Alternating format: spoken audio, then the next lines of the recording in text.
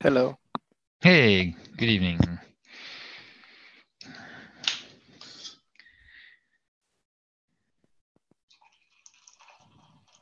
Just so you know, if my laptop shuts down, is because I don't have the charger, and most of the day I was on without it. Oh, wow. Yeah, You have a good battery then. yeah. It still says that I have 1 hour and a half left, but you never know. No, wow, it's still incredible. So, do I? Oh, here, I don't have my camera on. Now I have. Yeah, me too. Oppa. Oh, let's see. I can shut down that light. What?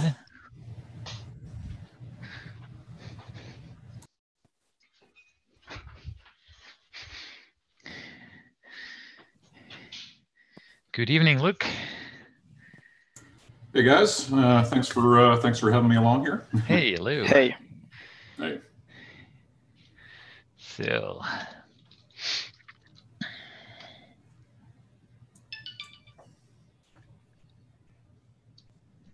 we'll wait a few moments for everyone to arrive.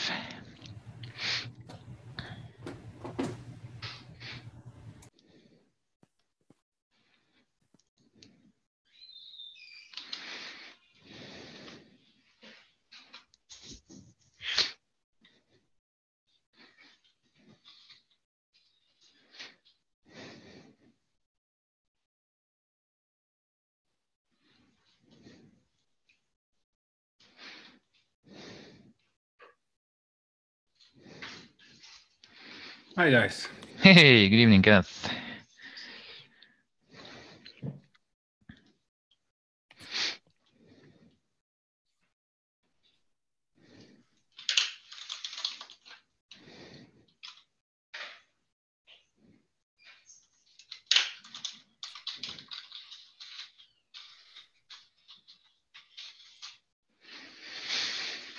Not for.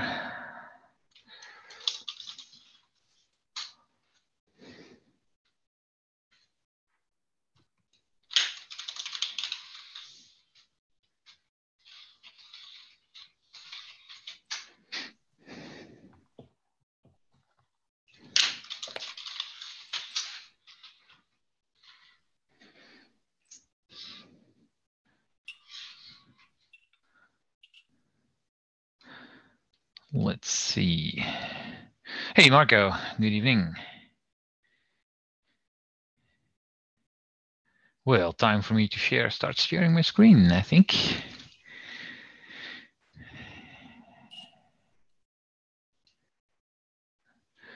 There we go.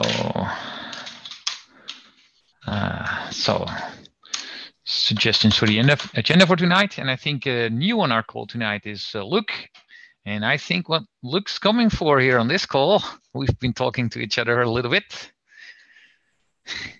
Yep, I'm here for .NET 4 and to volunteer my services in case you guys want an extra contributor for that. All right, so I put that on the agenda. Fantastic, thank you. And most of the other things have been, I think we have the, there's Brian, especially in value for unknown.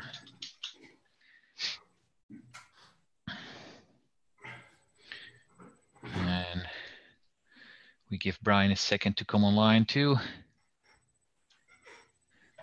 While I'll sip my tea.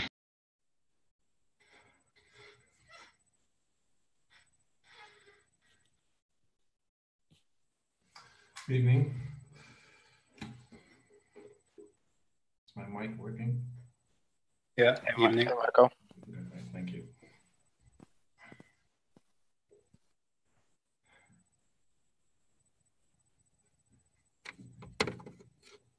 So while Brian is getting online,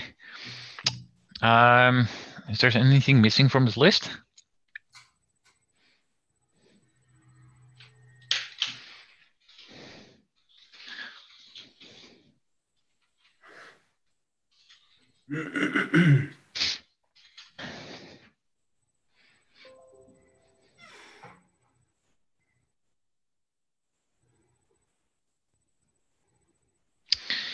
So otherwise, let's just get started with the first one then. Is there still anything left to report about R4?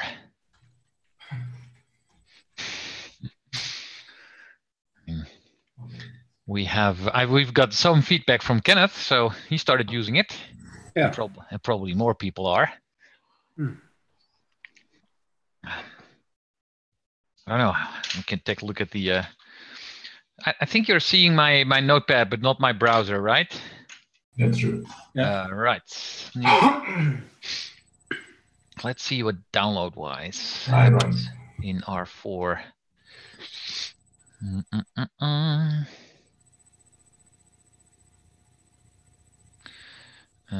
Your packages.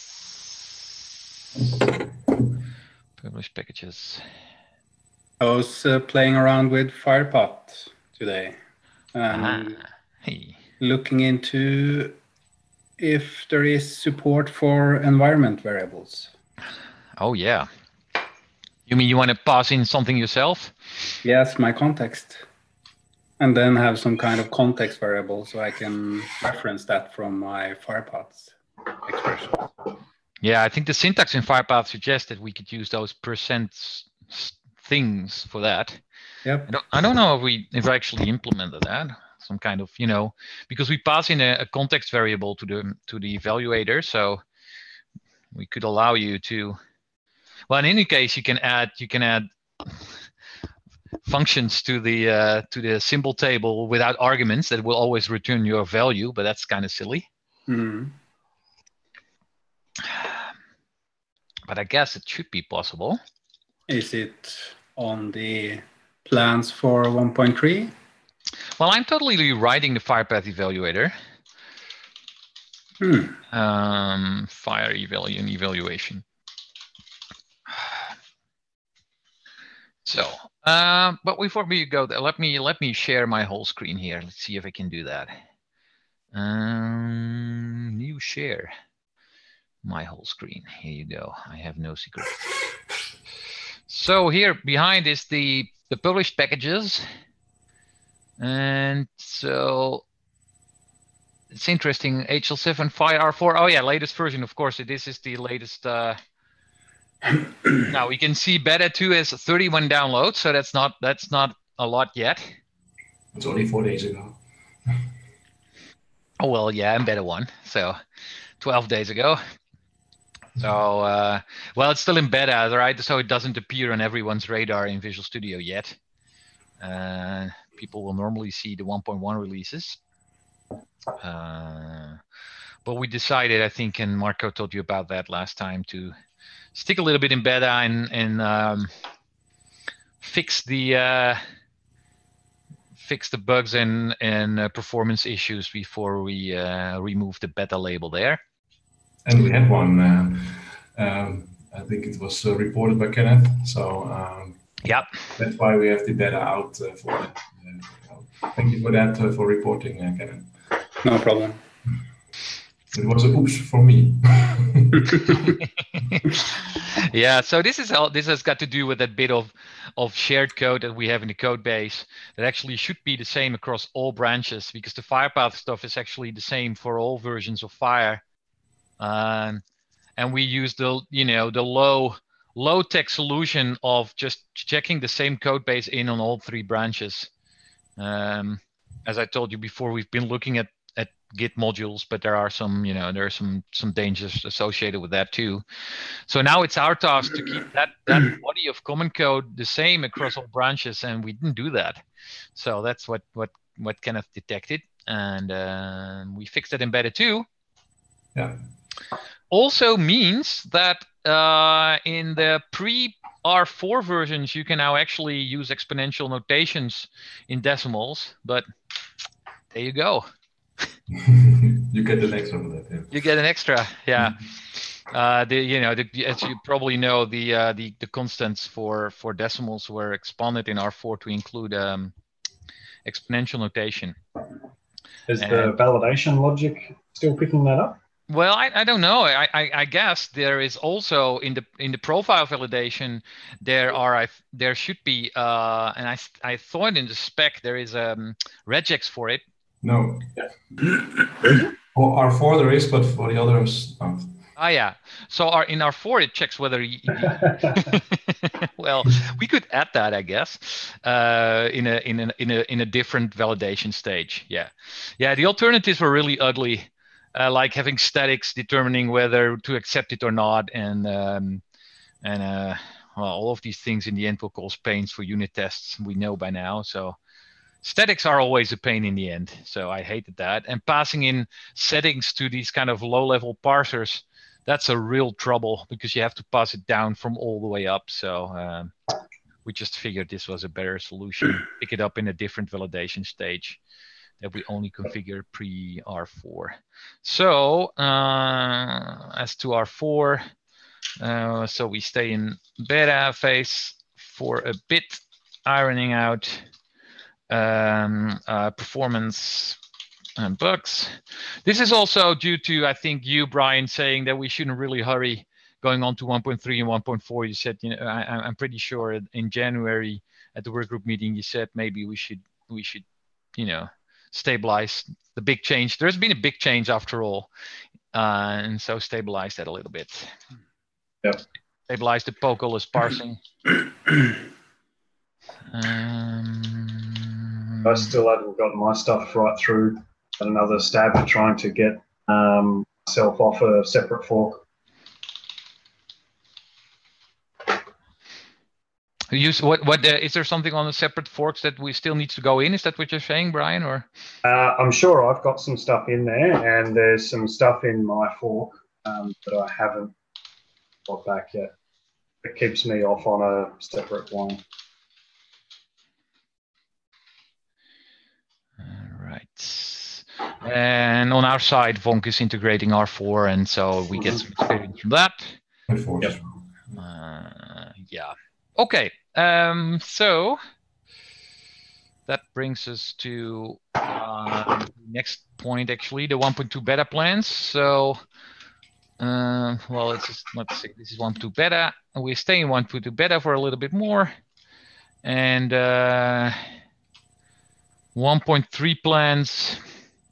Well, we really didn't make that yet, I think. Well, there's a little bit here, leftovers from the last projects. Let's see, projects 2019-2.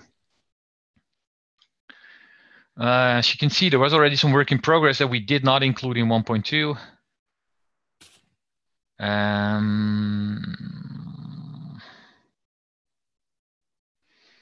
And some of this is still, actually, I'm still working on. So fix to improve FHIR N1 support, for example. I'm pretty sure I'm working on that. So those are a rewrite of the FHIR engine. Basically, we have FHIR normative coming out, I think, in May. And I tried to implement most of that in January, but there were some additional stuff in FHIR that really triggered for me the fact that I needed to redo some of the FHIR internals. If I'm brave enough, I will try converting FHIR statements to link.expressions. Directly, and then so we can just call compile on it and have compiled stuff. Other than that, there is a lot of, we talked about this already, there's a lot of performance improvements. As Brian noticed before, Brian, I think I'm ready to face your horrible statements that you have somewhere calculating that, what was it, 11 proof or 9 proof stuff that was really slow? Oh, yeah. Yeah. I haven't had a chance to run that specific test again because my server has a workaround that just hard codes that particular expression. Yeah. I will run that again. Yeah, and I think one of the problems is that we rerun the focus bit a lot. So if you have your statement like patient.a.b.c.d.e.f, and then you have things here going on within this. So G, H, Y. For every dot, basically, we evaluate this whole stack. So that's not particularly fast. And I'm looking at caching that. And there's a few more things that I can do there.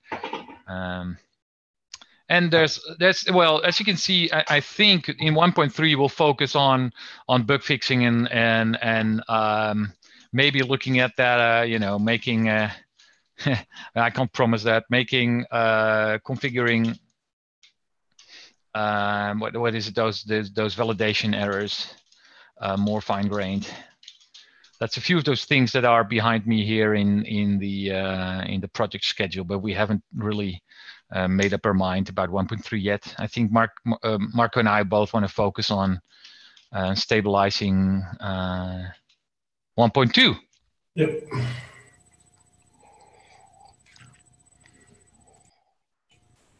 All right.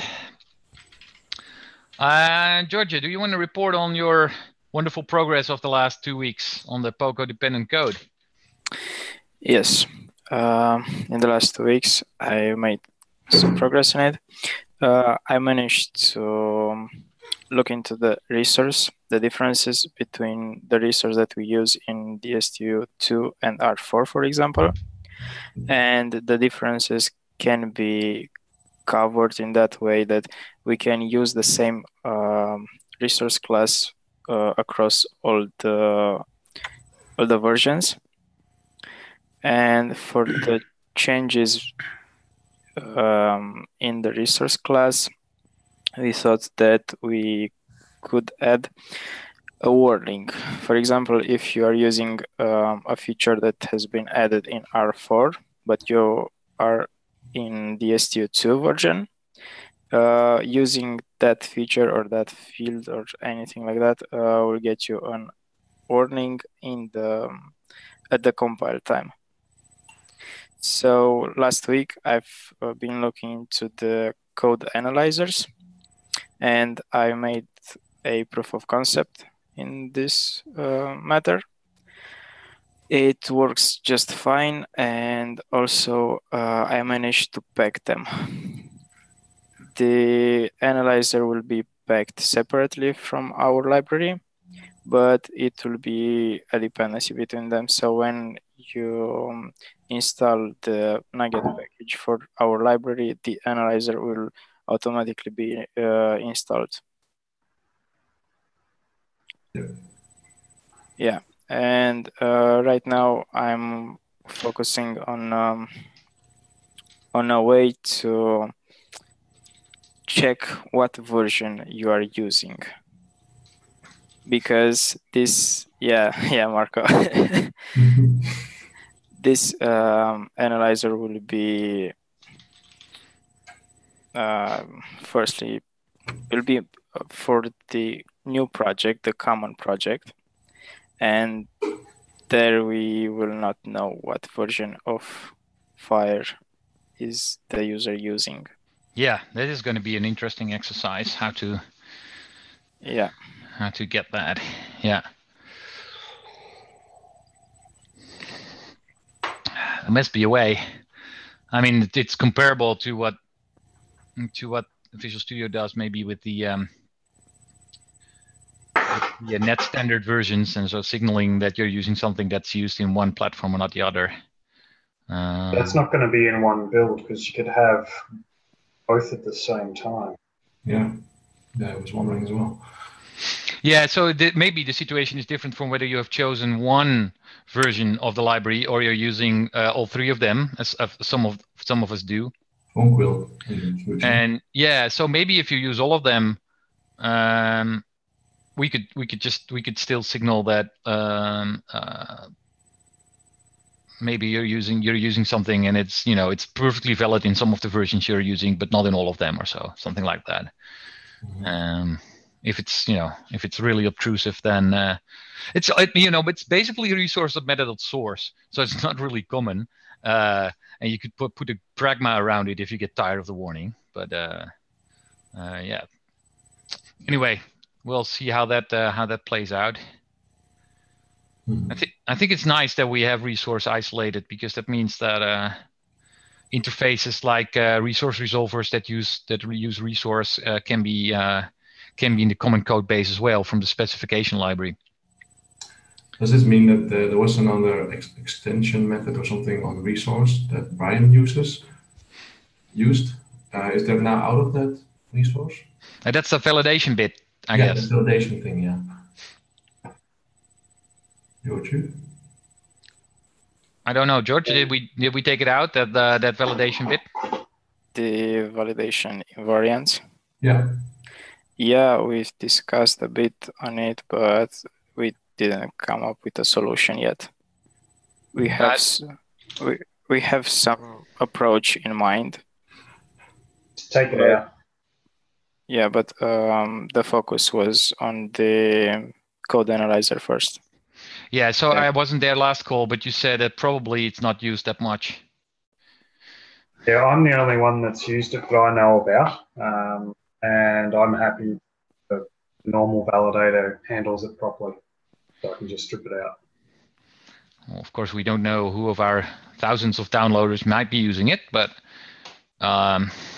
anyway, this is 2.x, so Yeah. we can change the interface and then see how many people complain.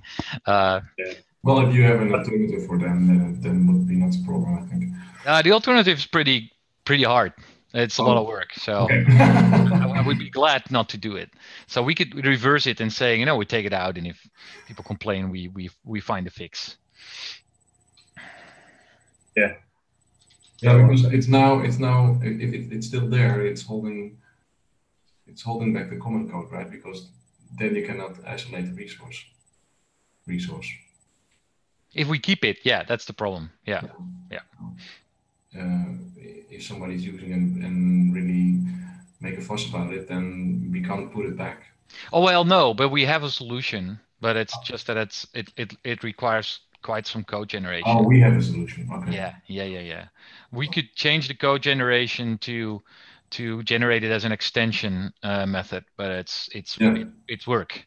Yeah. Okay. Yeah. So I'd rather not do it if hardly anyone is using it. Yeah. Code generation is hard work. First you debug the code generation, and then you have to debug the code that you just generated, and it's really it slows you down by a factor of 2. So it's not really fun. I mean, Brian knows about it. He's done most of the code generation recently. So. Mm-hmm. Yeah. Okay. So if we can do resource and you've worked around meta, then why can't you work around domain resource? This domain resource has exactly the same issue that meta does. It's the extensions part. Oh yeah, you mean we could also include domain resource. I think Georgia, that we have domain resource in common too, right? Yeah, we will have it. Yeah. So how have you handled the fact that extensions can be different? What is different? You've also got element and base in there. Yeah, right. I must say initially I was like, oh crap, extensions. Now we can't do it because you need to support all the data types. So that's not true. We just need element and base. And those are very easily part of common. Mm-hmm. Yep. So far so good. Yeah, it would really make our lives easier if we have a lot more common code. Although we also have to still find a solution. What happened with the FHIR stuff that Kenneth reported, that we keep all the common source in the 3 branches in sync. Question. Yeah. On the FHIR element attribute on meta, I'm just trying to look in myself again. Yeah, there's a few things. There's like the order has changed, for example. Yeah. We Georgia has that in his nice document of things we haven't yet fixed, but we know about. Yeah. There's a few of those. If we've stripped those attributes out into that other structure, then that problem goes away, right? And where we would put that those attributes?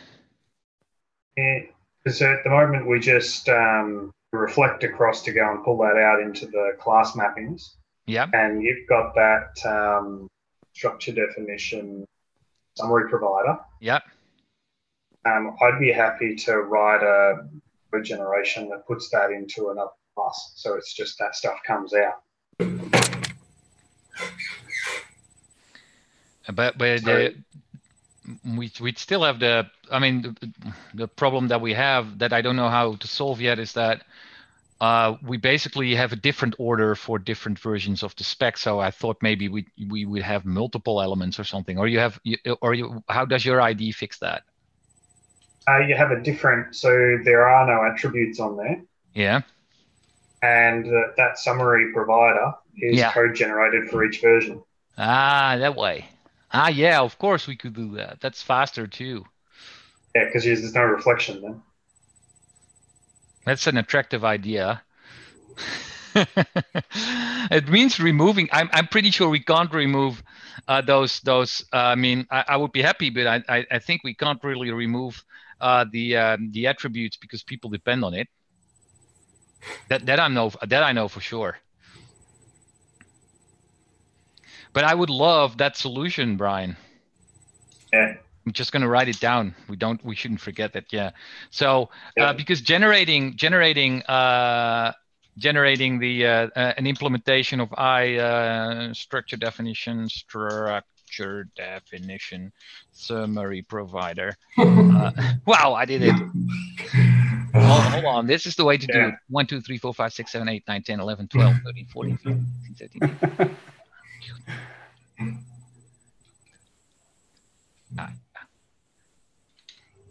And what's the again?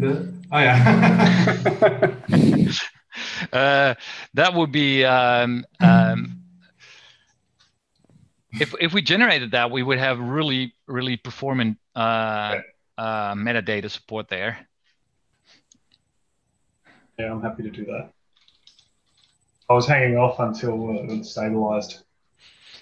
Yeah, I must say that I'm not sure how stable iStructure definition summary provider is, but we probably need to add some more stuff to it. Georgia has a few things he needs to add to, I think, basically make it work in the first place, right, Common? You did some things to it. Yeah. But it's entirely possible, yeah. Essentially, it replaces that and the data member and not mapped, right? Yes, it would. And it almost replaces type name. Yeah, it's also. I don't know if we need to remove it. It would be bad to have. Well, bad. It would. Maintaining 2 code bases is not a great idea. But it's like our future, our dream of having code first approach. But I wonder how far we can push that anyway. Code first approach, of course, you would need those attributes to embellish your class and make that work. But well, if we do one thing, take out the order. So if that we're not using it, going through the other channel, taking out the order property, which is going to be. Yeah, the order is one of the problems. Yeah, I don't know if there were any others. I can't remember. The order one was a Because in summary will be different. But the other two is just the name and the is it XML attribute. Oh yeah, in summary, right. Summary will be different. Would fix the problem of hey, your pictures are in the way. Would fix the problem of the order and in summary.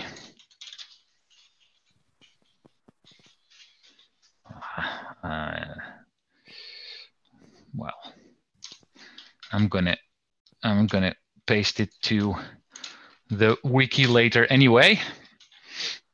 But we all noticed that GitHub becomes impossibly slow when you are sharing your screen. So I'm doing it in low-tech Notepad here. Good. Well, that's wonderful. Yeah, I start to get more and more enthusiastic about this. So and maybe Georgia, to actually implement this, we could already start pre 2.x by having some of the easier ones moved over, like iExtendable and maybe even base. Those ones I think we could maybe even move before we go to 2.x to get some, to get some gut feeling of how this would work. Base has, I don't know, element element also has the extension class. Anything weird in the extension class? Sorry. Yeah, Sure, that's a you've few already data types. Yeah. Yeah. Extension as URL. Well. So, Yeah, the URL in there is special. You can't extend.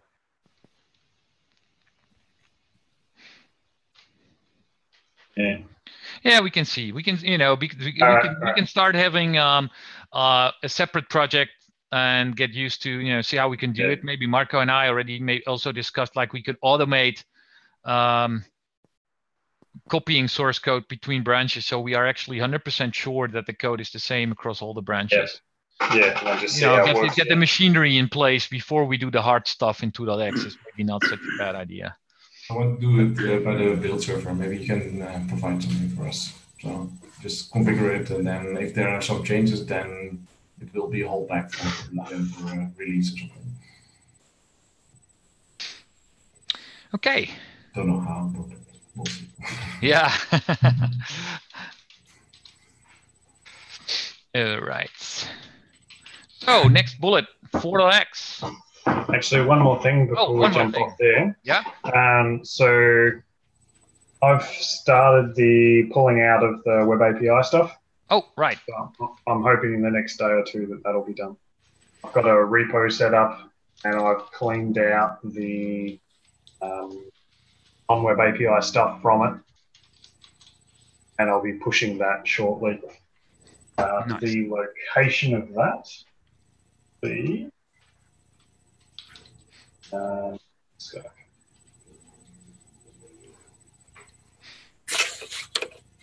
Yeah, in Skype. In Skype. Let's see.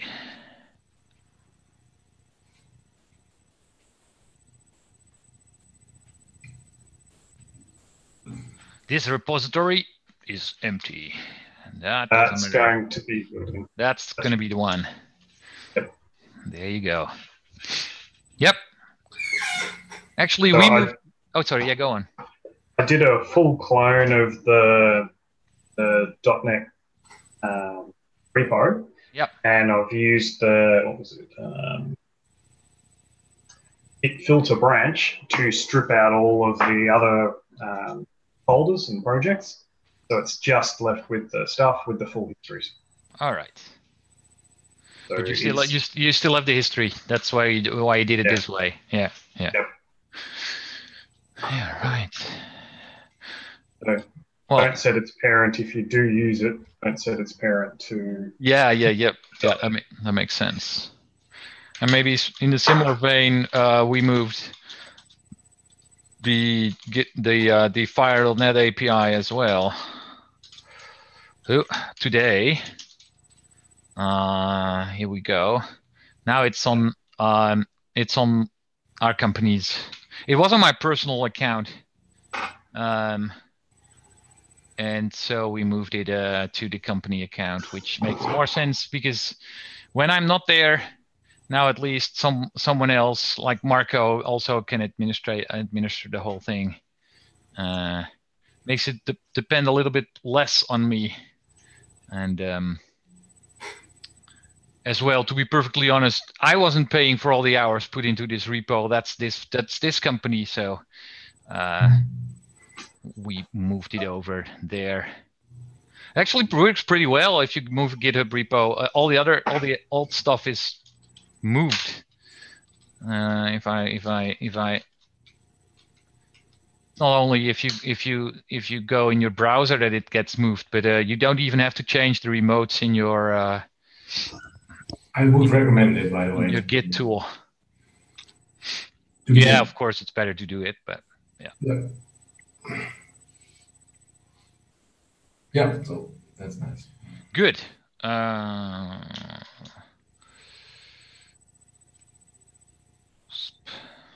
I'm missing the I.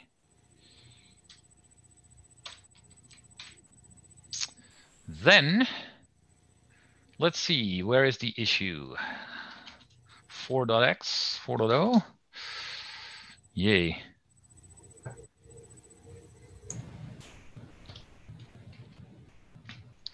There we go. And we have Luke here on our call, so that's nice. Look, we didn't have a lot of love for Fordo though on any of our calls. Yep, I'm not surprised. I don't have a whole lot of love for it personally myself either, so I don't blame you. So who forces you to use it still? Yeah, so we distribute an SDK, and we've got several clients who are still using ASP.NET's 4.0 applications, and so we have to kind of keep it in there, unfortunately. So right now, I sort of maintaining a somewhat behind branch of the STU3 that I've applied these fixes to, and so if we no longer have to maintain that and can kind of get it merged into the main repository, that would be fantastic.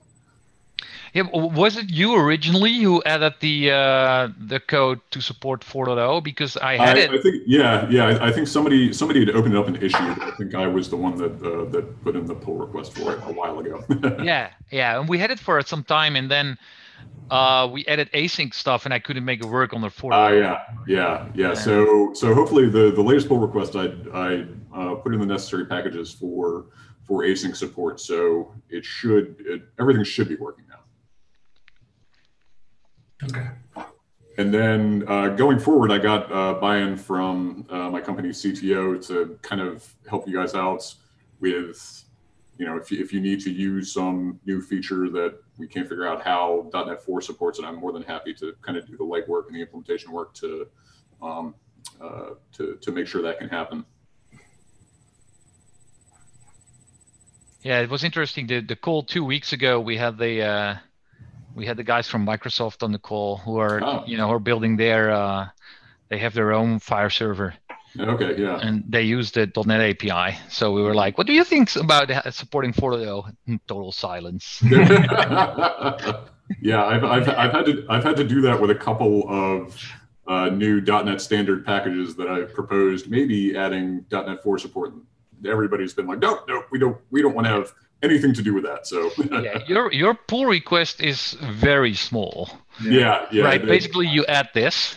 Yeah. And then you managed to fix what I couldn't fix, and that was this bit of code, I guess. Yeah. And then basically kind of a polyfill to add a couple of methods to type info, and that's but that was already done. That was already in there. Yeah, you're right. It just wasn't being used.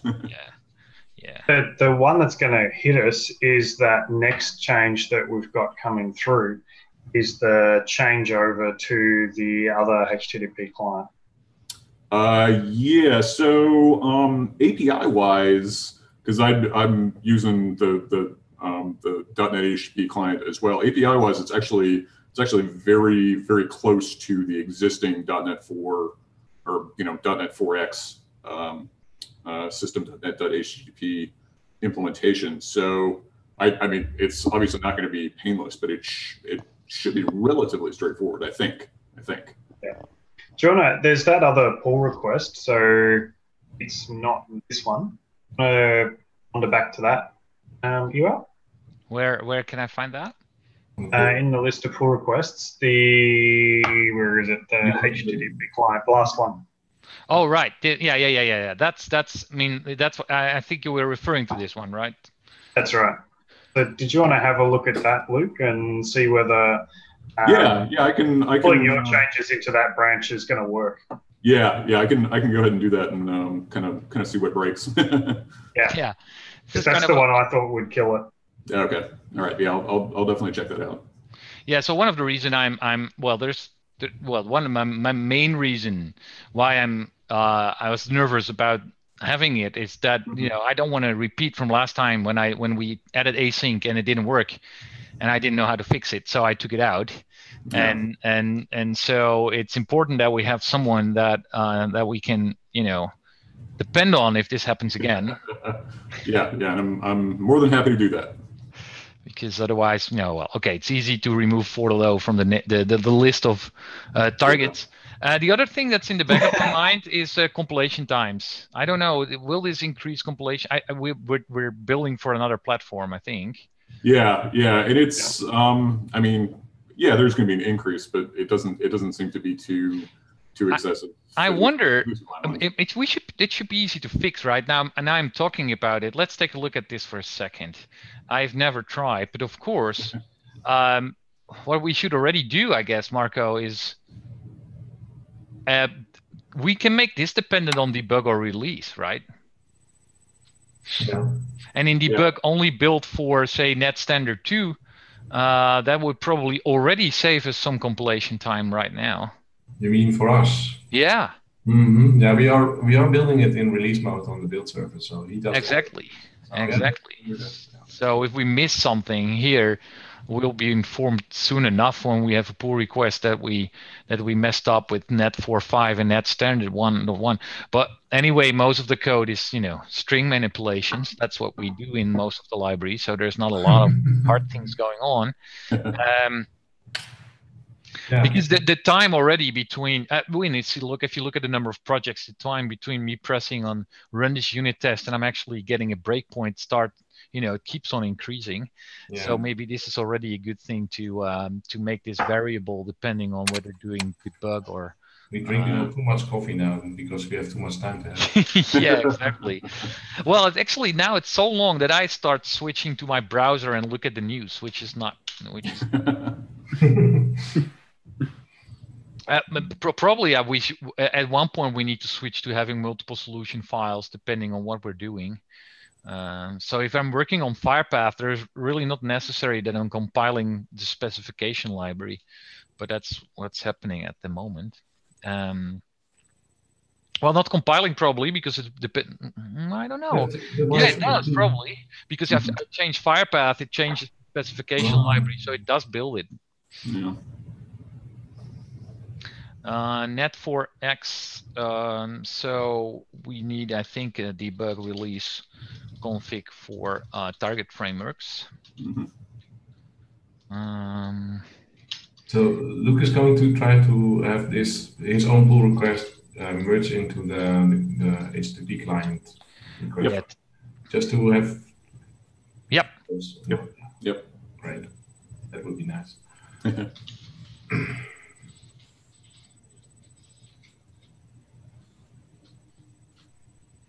Okay.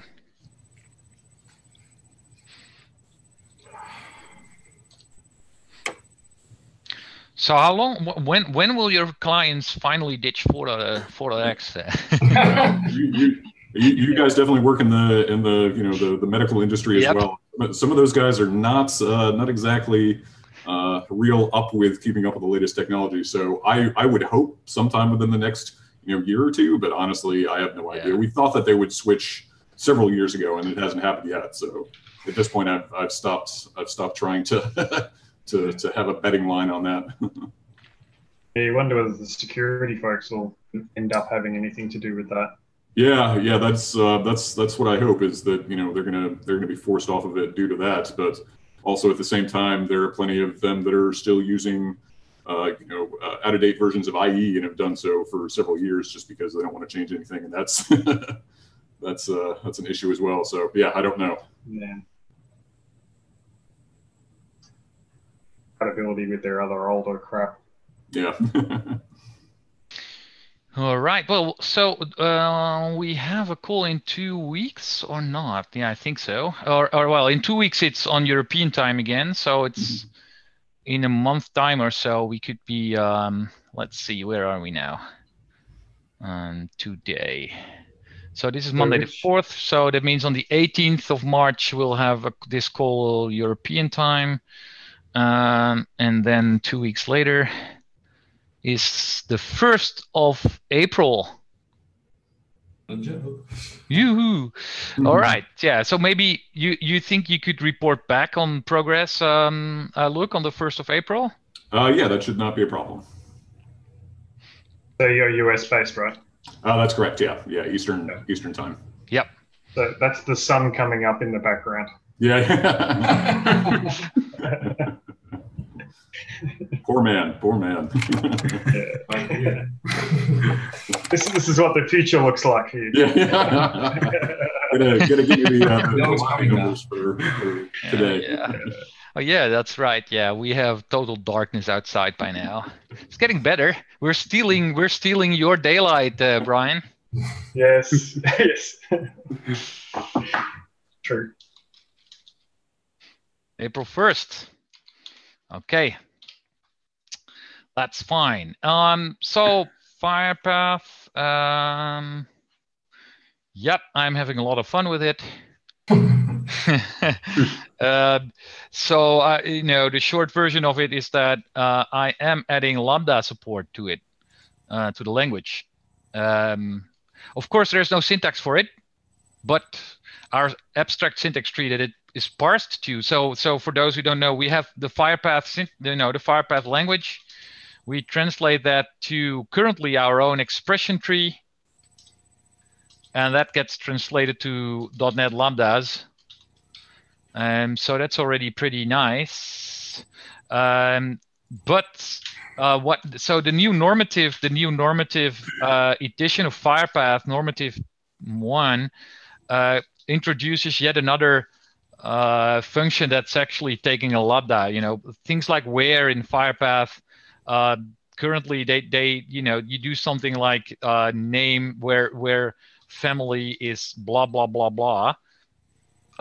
We all recognize that this is actually a lambda, but there is no, in the syntax there is no difference at all between this, having a normal argument to a function like substring 4, and having this, which is actually a function. And so now, and there's these magical variables called this is bigger than b or whatever. So really what's here is something that would look like this in some semi C-sharpish dialect. And so I have actually, what I've started doing is actually having this in the expression tree. And in the .NET Lambda system. And it has the advantage that we can now actually easily add the new, what is it, aggregate function in Firepath normative 1, because that's a function from, I think, that has this and index and sum or total or whatever. It has multiple. So I said to myself, I'm tired of this, of hacking this in. I'm just going to add lambdas to the language, which has the nice side effect that I added the let statement. Again, there is no syntax for it, but you could now do let, let B is some statement, some difficult statement in, and then have a Firepath statement that actually reuses that. And sometimes that's actually pretty nice.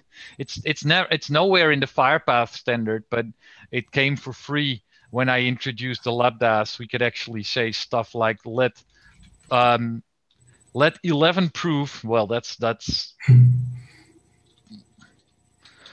let 11 proof is a function that takes an argument A, and then your calculation here, Brian, and then you can use that function. And not that there is a syntax in Firepath to do this yet, though we have been discussing it, but it made a lot of the internals easier of Firepath. Does that come into the expression tree, or is that step skipped? So I am a little bit reluctant to change the expression tree because I know you depend on it and I do. So what I actually do, I rewrite the expression tree. So this is what it looks like. So when you parse it, you still get your original expression tree that you depend on. But internally, I do a rewrite with another expression tree that turns where statements and so on into proper lambda statements. Actually, the syntax that I'm using is this, I think. And whenever we would use this, add this to the language. I know Bryn wants to add it to the language. Because at some point, I'm pretty sure we want to have other functions that take these lambda parameters. Anyway, that's what's happening to Firepath. And on my way, I noticed yeah, last time I updated the FHIR engine. I had some places where I said, oops, I know this is not good, but I'm running out of time. So I'm picking up those loose ends as well in the FHIR engine. That's enough about a FHIR engine. Well, it gets used more and more. The mapping languages uses it too, so it's good that we keep it up to date and performant. Validation, fine grain control. Marco, you talked about this last time. I know that about a month ago we talked about having a bit field, but fixing this really in a good way takes a little bit more work. So we decided on in 1.2 to just go for the true false and find a better solution in the next version. So we depend on permissive parsing for now. Yeah. And this is just as well because today Christian discovered another nice complication in validation where he built an in-memory tree with data coming from XML and stuff that he adds to it manually. He builds another tree. And then he ran the validation and it started complaining about the order of elements. And that's because some of the items in the tree were originally from an XML source. So the validator knew that it had to validate the order. But the new elements were not in order, and it really doesn't matter because the serializer will decide whether it needs to order it later on, depending on whether it serializes to JSON or XML, because ordering and sorting is expensive. So I'm doing that in a delayed step only when you're serializing it. So this is a very subtle bug. So I'm happy we are finding this stuff and get a more complete picture before I'm picking up on this fine grade control over the validation rules. I think this will be summer before I really can start working on that. And that's because I'm working on the mapping engine currently. Special enum value for unknown. What happened last time? I did read the notes, but did you get to something or?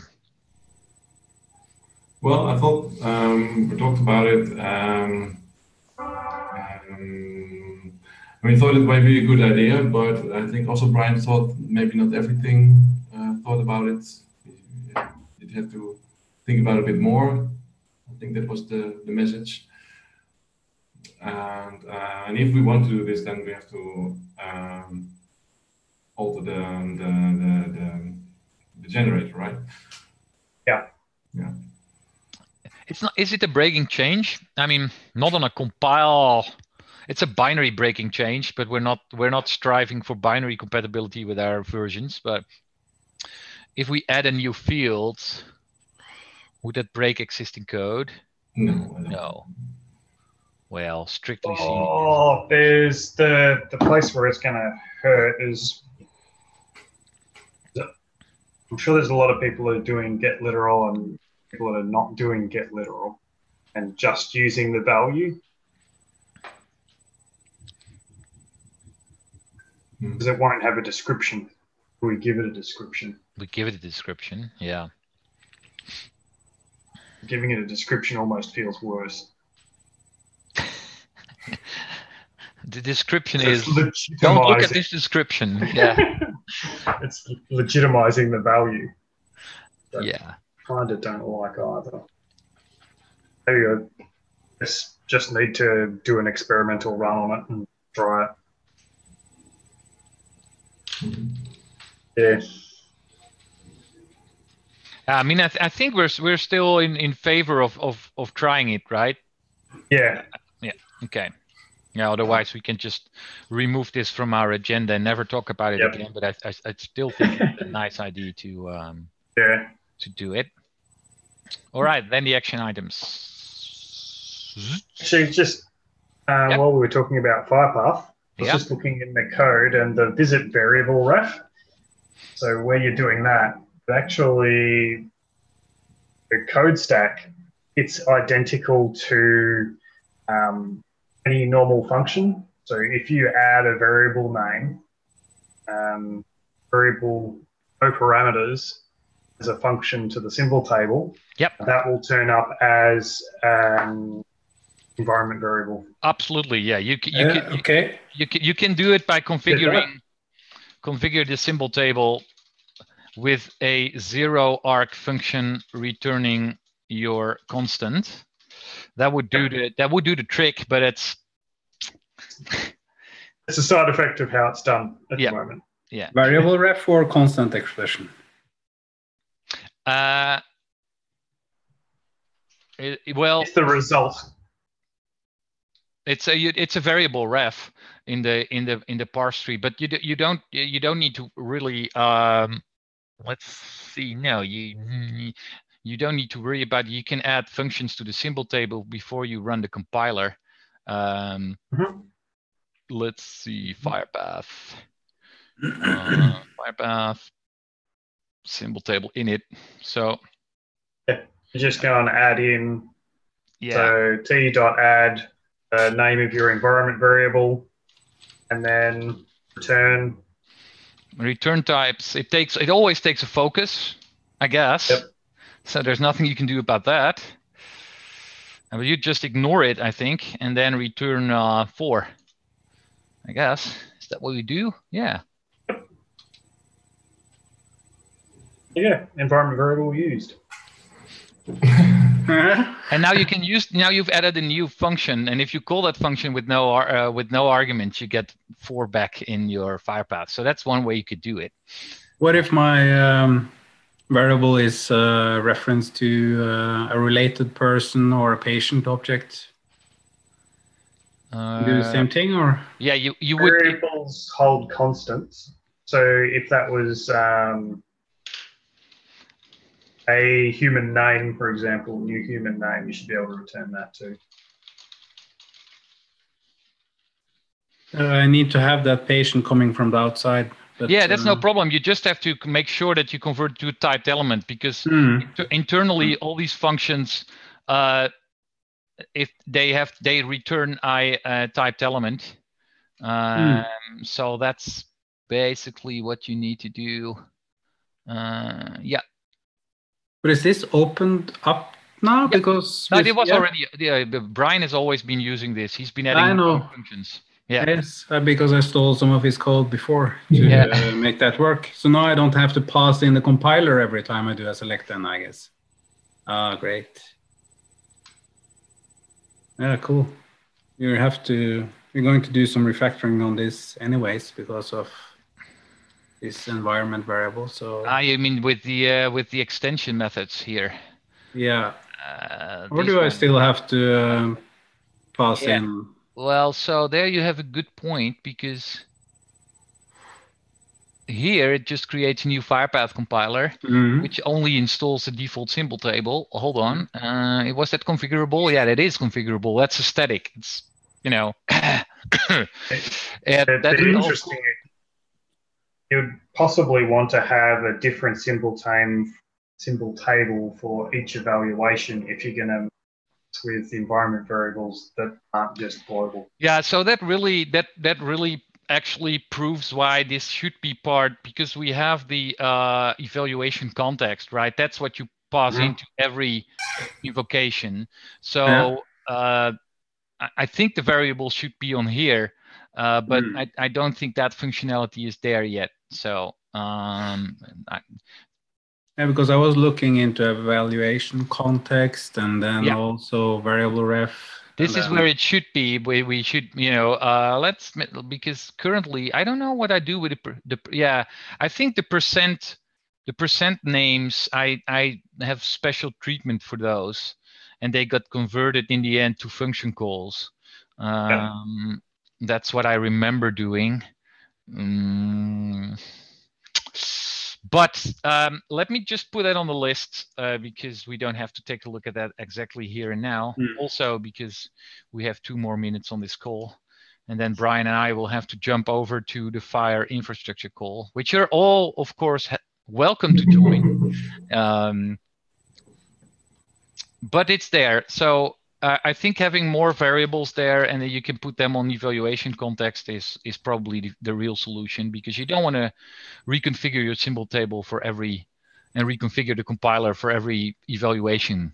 That's not what it's meant for, I think. So Yeah. They're true environment variables, yes, but if they're not actually that and they're just execution variables. So in my context, it's not really environment variables, but execution variables. That's what you're defining, is that? That's sort of like the stuff that you would put into a questionnaire population stuff. That would be the other type. And that's exactly where we are. It's for the questionnaire stuff. Have you started implementing that? Yeah, we have been working on that for a couple of years now, actually. So we'll have to have a chat. Yeah, you two need to have a chat here. You have Mr. Questionnaire here. So yeah, actually, we have been using a lot of those extensions from the HL7.FHIR, HL.org. Yeah. Well, not for this call, but yeah, we'll have another chat later. Absolutely. All right. I think Brian, we talked about most of the action items. So your work, you started doing this as well. So it's 9 o'clock.